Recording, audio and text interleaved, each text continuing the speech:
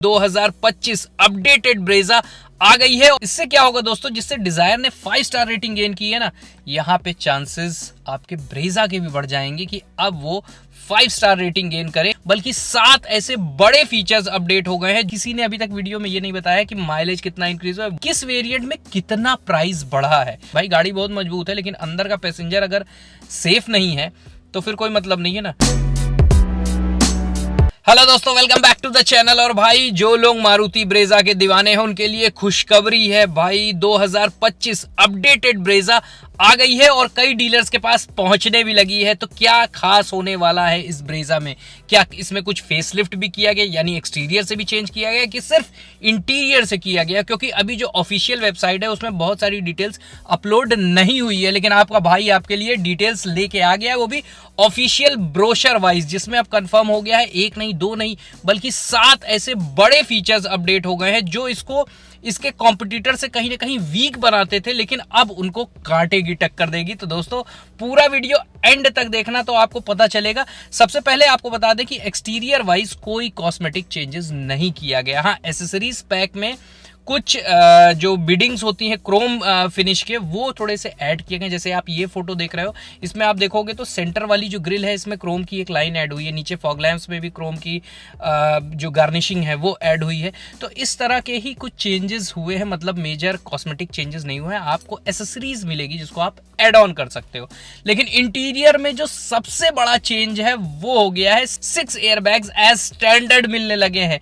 इसके अलावा आपको सेफ्टी तो इनहेंस किया है, मारुति ने सेफ्टी पे बहुत ज्यादा ध्यान दिया है। सिर्फ एयरबैग्स ही नहीं बढ़ाए, बहुत सारे सेफ्टी के भी फीचर्स ऐड किए। साथ ही माइलेज भी इंक्रीज हो गया है, ये भी आपको बता दें। किसी ने अभी तक वीडियो में ये नहीं बताया कि माइलेज कितना इंक्रीज हुआ है, वो भी मैं आपको बताऊंगा। और साथ ही किस वेरिएंट में कितना प्राइस बढ़ा है। तो ओवरऑल, क्योंकि बेस वेरिएंट में ही ये सारी सेफ्टी वाले फीचर्स नहीं थे, मिड से तो शुरू हो जाते ZXi वेरिएंट्स और टॉप वेरिएंट्स में, तो वहां पे प्राइसिंग ज्यादा नहीं बढ़ी, लेकिन बेस वेरिएंट में ठीक ठाक जंप आ गया है।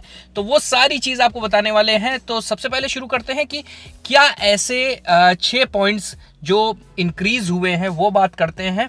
और टेक्निकली तो 7 पॉइंट इंक्रीज हुए हैं। सबसे पहले 6 एयरबैग्स एज स्टैंडर्ड आपको मिलने लगा है। 3 पॉइंट सीट बेल्ट आपको रेयर पैसेंजर के लिए भी अब मिलने लगा है। शोल्डर हाइट एडजस्ट आपको ये क्या कहते हैं सीट बेल्ट का मिलने लगा है। 60-40 स्प्लिट सीट्स रेयर की ऐड की गई है। इसके अलावा rear centre armrest cup holder के साथ ऐड किया गया है। एडजस्टेबल रेयर हेडरेस्ट ऐड किया गया है। अब इसको मैं ब्रोशर वाइज आपको दिखाता हूँ। ये ब्रोशर आप देखो कि इसमें आपको 6 एयरबैग्स पहले दिखाया जा रहा है कि एज स्टैंडर्ड आपको मिलने लगा है, और ये सभी वेरिएंट्स में आपको मिलेंगे। इसमें आप देखो स्पेशली लिखा है कि फ्रंट और ड्राइवर एयरबैग के अलावा आपको 2 साइड और कर्टन एयरबैग्स इन्हांस किए गए हैं, ताकि साइड इंपैक्ट में जो पर्सन बैठा है वो ज़्यादा सेफ रहे, उसको पीस ऑफ माइंड मिले कि भाई हम सुरक्षित कार में बैठे हैं।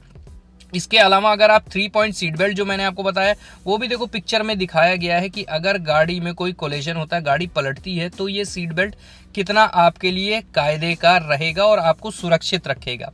उसके बाद तीसरा जो कॉलम आप देख रहे हो उसमें 60-40 रेयर स्प्लिट सीट ऐड कर दी गई है, जिससे क्या होगा कि आप जो लगेज रखते हो, कहीं कुछ ज़्यादा हो गया तो आप पैसेंजर भी पीछे बैठ सकते हैं, और अकॉर्डिंगली 1 सीट गिरानी है, 2 डबल वाली सीट गिरानी है, उस हिसाब से आप गिरा के ट्रैवल कर सकते हो, तो आपको एक स्पेस अच्छा मिल जाएगा। अगला ब्रोशर आपको दिखाते हैं जिसमें एडजस्टेबल रेयर हेडरेस्ट बोला गया है। क्या होता था कि जब क्रैश टेस्ट होता था तो जो रेयर पैसेंजर होते थे, चाइल्ड ऑक्यूपेंट होते थे, वो नेक जब इम्पैक्ट होता था ना ऐसे हिट कर जाता था, जिससे ये वाले पोर्शन पे गर्दन टूटने का जो वो रहता था। इसीलिए सेफ्टी रेटिंग में इसको ड्रॉबैक मिलता था। इसीलिए रेयर हेडरेस्ट को भी, पीछे वाला जो हेडरेस्ट है एडजस्टेबल, पीछे वाले पैसेंजर्स को भी अब कंपलसरी कर दिया गया बेस वेरिएंट से, जिससे इसकी सेफ्टी पे ध्यान रखा जाए। सेफ्टी वाले पॉइंट्स को आप जरा थोड़ा सा हाईलाइट कर रहा हूं, आपको एंड ऑफ द वीडियो उसको बताऊंगा। इसके अलावा जो एक और चीज़ ऐड की गई है कि रेयर में आपको सेंटर में आर्मरेस्ट मिल रहा है। जो पीछे वाली सीट है ना, वहाँ पे आप जो सीट के बीच में आर्मरेस्ट भी मिल रहा है, उसमें कप होल्डर भी है। ये भी बेस वेरिएंट से ऐड कर दिया गया है। तो आपको बेस वेरिएंट में इंटीरियर से ऐसा सस्ता वाला फील नहीं आएगा, आपको लगेगा जो लग्जूरियस फीचर होते हैं ना, वो सारी चीज़ सेफ्टी के साथ मिलेगी बेस वेरिएंट से। इसके अलावा जो हाइट एडजस्ट मैंने सीट बेल्ट बोला था वो आपको दिया गया। आप पिक्चर में देखो, ये पिक्चर वाइज इसीलिए मैं आपको बता रहा हूँ ये हो गया क्योंकि क्या होता है इंडिया में जो स्टैंडर्ड हाइट है ना वो 5'5" से शुरू होती है और 6 फीट 6.25 फीट तक जाती है। तो कोई छोटा आदमी हो और उसको सीट बेल्ट ना यहाँ से आएगा, तो वो जब एडजस्ट कर लेगा तो प्रॉपर सीट बेल्ट की पोजीशनिंग आएगी, जिससे जो सेफ्टी वाली चीज़ है क्रैश टेस्ट के दौरान वो प्रॉपर रहे। तो इसलिए सेफ्टी में यहाँ पे भी इस ढंग से ध्यान दिया गया है।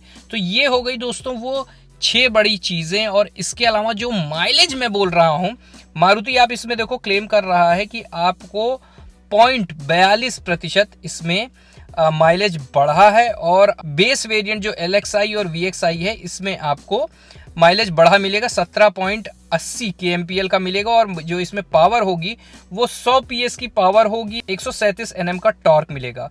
वहीं ZXI और ZXI प्लस में आपको 103 PS की पावर मिलेगी और 139 Nm का टॉर्क मिलेगा। वहीं CNG में जब देखेंगे तो ये LXI, VXI और ZXI वेरिएंट में आता है। टॉप मोस्ट वेरिएंट में ZXI प्लस में CNG में नहीं मिलता है। तो इसमें आपको वही पावर मिलेगी 100 PS की अगर आप इसको नॉर्मल में चलाओगे, और CNG में जब आप चलाओगे तो 87 PS की आपको पावर मिलेगी और 121 Nm का टॉर्क मिलेगा। तो मेजरली जो चेंज हुआ है दोस्तों वो यही हुआ है कि आपको सेफ्टी स्पेशली ध्यान दिया है मारुति ने। इससे क्या होगा दोस्तों, जिससे डिजायर ने 5 स्टार रेटिंग गेन की है ना, यहाँ पे चांसेस आपके ब्रेजा के भी बढ़ जाएंगे कि अब वो 5 स्टार रेटिंग गेन करे, क्योंकि बिल्ड क्वालिटी में थोड़ा बहुत मारुति ने पहले ही इम्प्रूव कर दिया था वेल्डिंग के टाकों में, और जो इस सेफ्टी का इन्हेंस किया है फीचर्स, सिर्फ एयर बैग ना बढ़ा के रेयर हेडरेस्ट और साथ ही आपको 3 point seat belt, adjustable headrest, ये सारी फीचर्स बढ़ाने से क्या है ना कि आपकी जो क्रैश टेस्ट होता है, जो इम्पैक्ट होता है, उसी पे सेफ्टी रेटिंग डिसाइड होती है। गाड़ी के लड़ने से ज़्यादा डिसाइड ये होता है फैक्टर सेफ्टी रेटिंग का, जो पैसेंजर है उसको कितनी इंजरी हो रही है, उस हिसाब से सेफ्टी रेटिंग की कैटेगरी दी जाती है। भाई गाड़ी बहुत मजबूत है लेकिन अंदर का पैसेंजर अगर सेफ नहीं है तो फिर कोई मतलब नहीं है ना। आपका इम्पैक्ट भी हो और क्रश भी हो जाए गाड़ी, कोई दिक्कत नहीं, लेकिन पैसेंजर सेफ रहना चाहिए। तो इसीलिए इन सेफ्टीज पे ज़्यादा मारुति ने अंदर से ध्यान दिया है, और मुझे लगता है कि अब ब्रेजा को भी 5 स्टार रेटिंग मिल सकती है। तो ये एक बड़ा फैक्टर हो गया। और इसके अलावा आपको बता दें कि प्राइसिंग, अब आपको जानना होगा कि भाई प्राइसिंग कितनी बढ़ी। आपको बता दें प्राइसिंग की भी लिस्ट हमारे पास आ गई है। उसमें अगर आप देखोगे तो बेस वेरिएंट जो इसका है वो अब आपको 8,70,000 रुपए का मिलेगा, जो कि लगभग 8,35,000 का मिलता था। तो लगभग 35,000 रुपए आपको बेस वेरिएंट और उससे ऊपर वाले वेरिएंट में लगभग अंतर आएगा।